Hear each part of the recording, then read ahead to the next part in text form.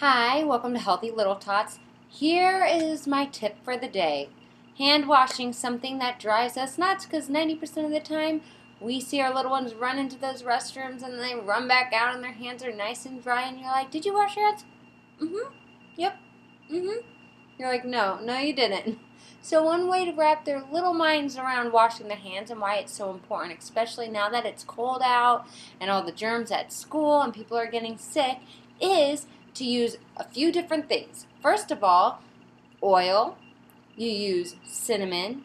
And then you need, of course, water, paper towels, and soap to wash their hands. Now, what you do is you could talk to your child and you want to ask them, you really want to get onto their level and be like, hey, so, my hands are really dirty. How do you think I should wash them? And see what they suggest.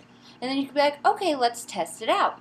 So we go and we pour like about a tablespoon of olive oil or oil on their hands. Then we go and we get cinnamon. We dump it all in their hands. We make sure it's all in there. And so there's cinnamon caked on everywhere.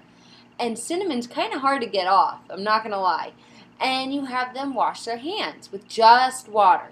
And so they're washing and you're like, oh, look it, all those germs are still on your hands. And what should we do next? Well, Mom, maybe we should try soap. Okay, let's try soap. So you get soap on them, and you're like, oh, make sure you get in between the fingers, and make sure you get the backs too, and underneath the nails, and now let's wash it. And they'll see, oh, there's still a little bit of residue left if you do it for a short time. Well, maybe we should try it for a little bit longer. Do you think that's a good idea? And have this back and forth discussion to problem solve. So they're learning problem solving skills as well as they're realizing how crazy germs will stick to their little hands if they don't go and they don't scrub them real good and real long with soap and water like they've been neglecting to do.